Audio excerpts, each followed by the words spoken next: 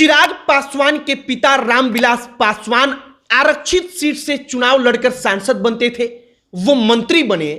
अब मंत्री का बेटा चिराग पासवान फिर आरक्षित सीट से चुनाव लड़ता है, सांसद बनता है, अब वो मंत्री बने हैं।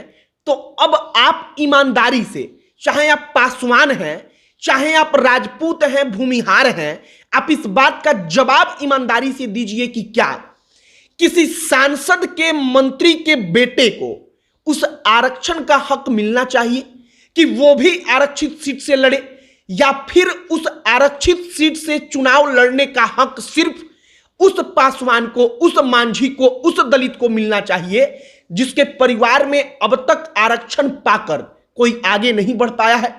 इसका जवाब आप अपने मन में सोचिए। और आज बड़ा महत्वपूर्ण मुद्दा है कि दलितों के आरक्षण में क्रीमी लेयर को लेकर जो तमाम प्रकार की चीजें चल रही हैं, सुप्रीम कोर्ट ने कहा कि क्रीमी लेयर को लेकर एक प्रकार का मसौदा तैयार हो।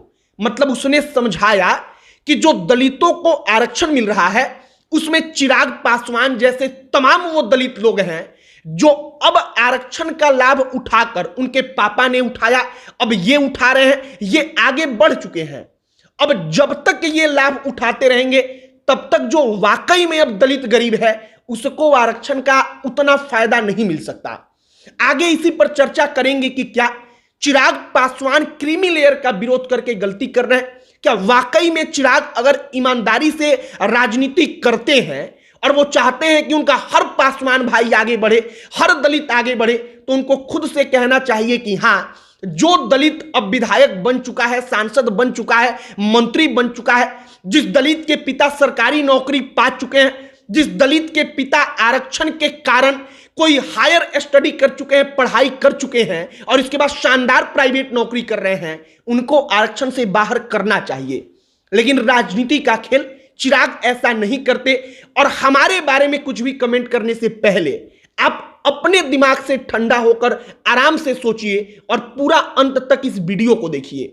आगे बातचीत करने से पहले हमारा नमस्कार स्वीकार करिए। हमारा नाम मोहित कुमार सिंह है और अब जरा एक एक पॉइंट को समझिए। सुप्रीम कोर्ट ने कहा, सुझाव दिया, उसने कहा कि जो दलित आरक्षण है अब उसमें डिक्लासिफिकेशन होना चाहिए। डिक्लासिफिकेशन का मतलब होता है कि एक अलग अलग क्लास बनना चाहिए। अलग अलग क्लास का मतलब समझिए।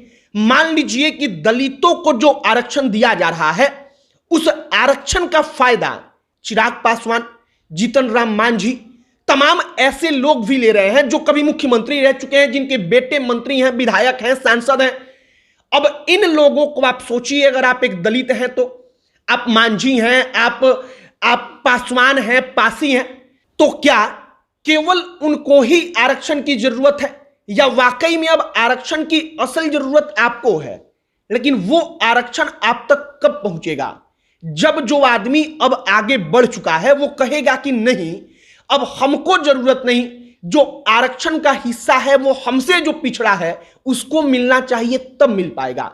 अब उदाहरण के साथ आप समझिए, चिराग पासवान की हैसियत जो है, अब उनकी हैसियत ऐसी है कि भूमिहार राजपूत जो अगड़ी जाति के नेता हैं, इन नेताओं की तुलना की जाए तब भी चिराग पासवान आगे हैं। मतलब पैसा में, रुपया में, सामाजिक इज्जत में, हर एक चीज में। अब चिराग पासवान ही आरक्षित सीट से चुनाव लड़ेंगे तो आखिरकार कोई दूसरा जो आरक्षण का लाभ उठाकर कोई नया नेता जो कई सालों से युवा है, मेहनत कर रहा है, वो कैसे सांसद बनेगा, विधायक बनेगा, कैसे आगे बढ़ पाएगा?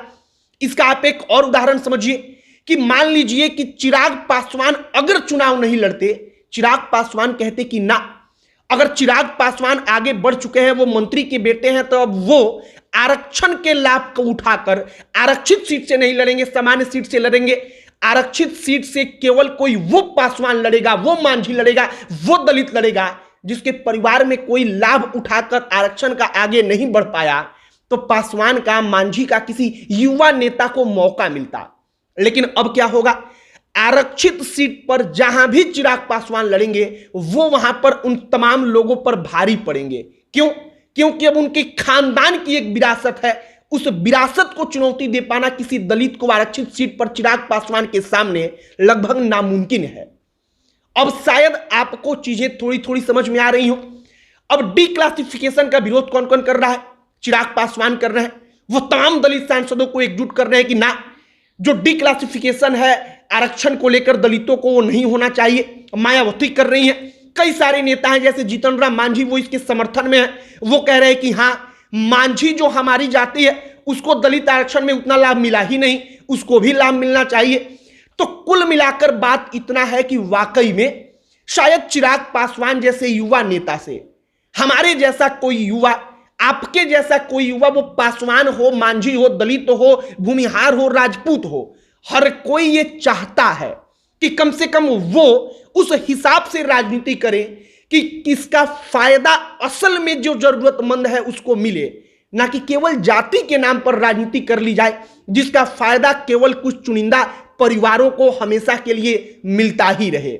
बाकी आप एक सवाल का जवाब दीजिए कि क्या चिराग पासवान की हैसियत अब वो नहीं है कि वो गैर आरक्षित सीट से चुनाव लड़ पाए, मतलब सामान्य सीट से?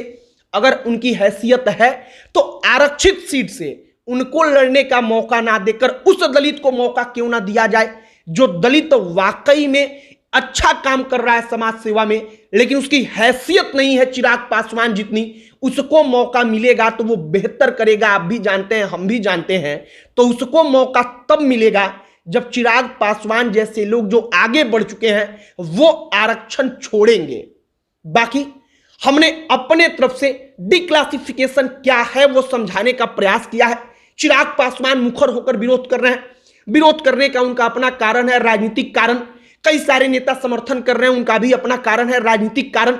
लेकिन कुल मिलाकर आप एकदम न्यूट्रल होकर एक बार विचार करिए कि क्या आरक्षण जो मिल रहा है तो उस आरक्षण के फायदे को अगर अंतिम व्यक्ति तक पहुंचाना है तो जो व्यक्ति अब मंत्री का बेटा है, मुख्यमंत्री का बेटा है, वो आरक्षण छोड़ेगा तब मिल पाएगा। तो क्या उसको आरक्षण छोड़ना चाहिए या नहीं? हमको तो लगता है कि शायद अपने स्वेच्छा से ऐसे लोगों को कह देना चाहिए कि नहीं, आरक्षित सीट से हम नहीं लड़ेंगे, बल्कि हम किसी गरीब को जो समाज सेवा कर रहा है, बेहतर कर रहा है, अपने ही जाति का भले ही वो पासवान ही वो मांझी ही हो, उसको मौका देंगे, उसको चुनाव लड़ाएंगे और खुद सामान्य सीट से लड़ेंगे। क्योंकि अब हमारी हैसियत उतनी है कि हम सामान्य सीट पर जो अगड़ी जाति के लोग हैं उनको टक्कर दे पाएंगे।